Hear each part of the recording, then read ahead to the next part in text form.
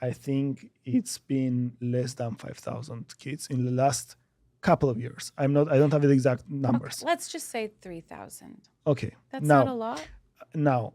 the problem with this is that none of these kids were pre-pubers. There Yeah. were I don't know how many. There were minors, but not that young.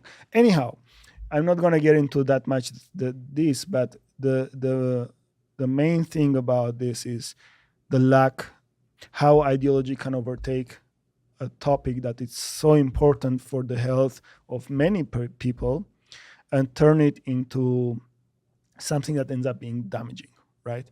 I think that the people who are against this, like,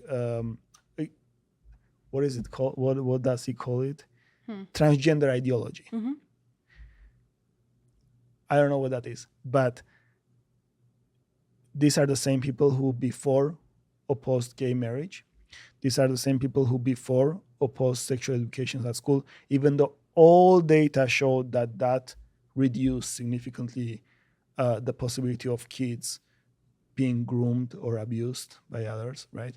These are the people who are just trying to push everything back to some very, very old Christian traditional way of existing.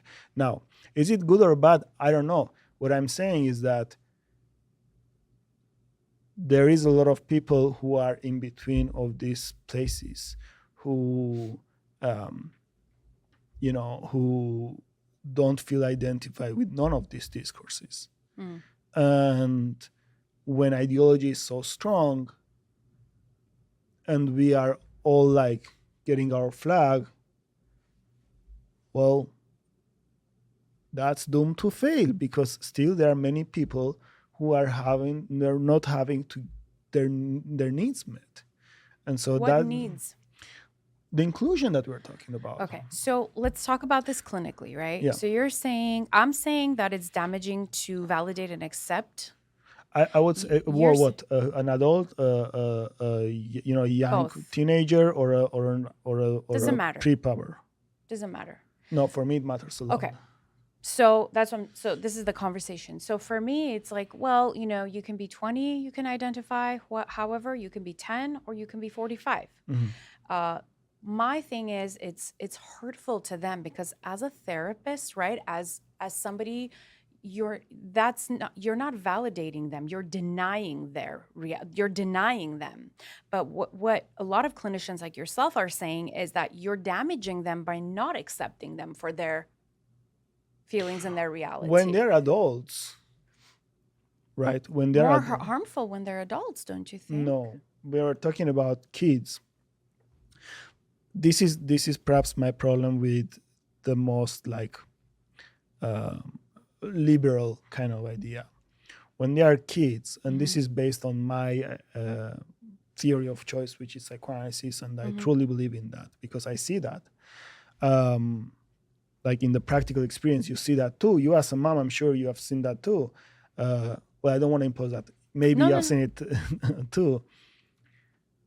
Children's sexuality cannot be understood and judged as an adult sexuality.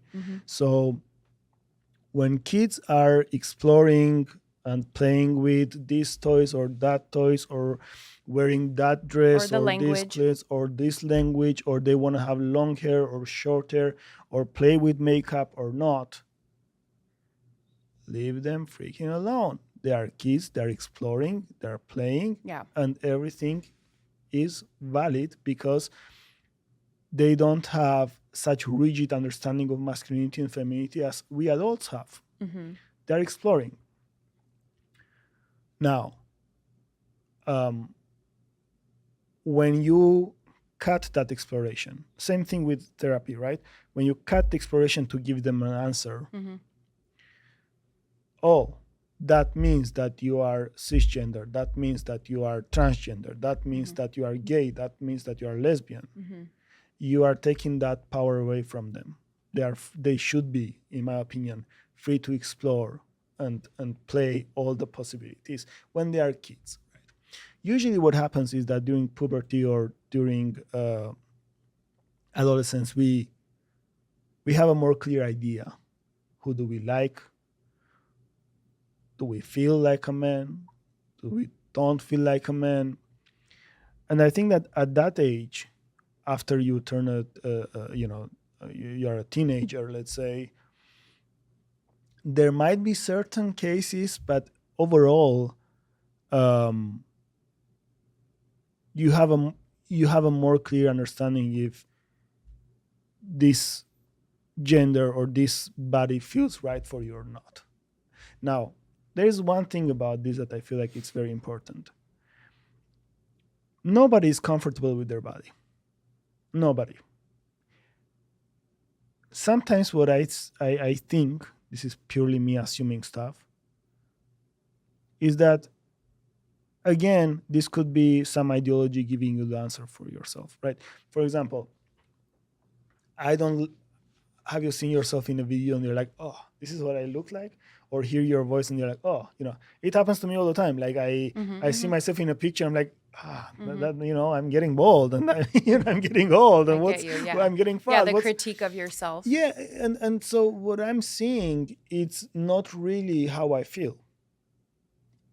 Right? There is a distinction between me and my body. Let's go a little bit more extreme. Yeah, there's a fundamental difference. We are talking about like body and our relationship to our body, which is not the same thing. Yeah. Right?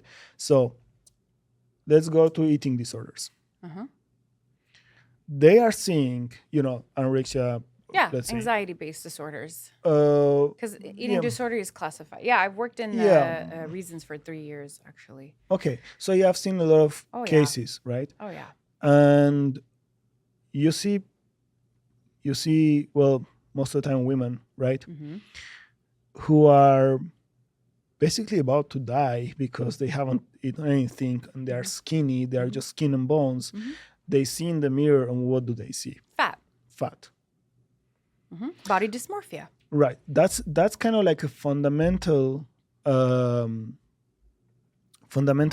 of like thing that gives you the idea that there is nothing inherently owned about our body. We build our relationship with our body. Yes. Right.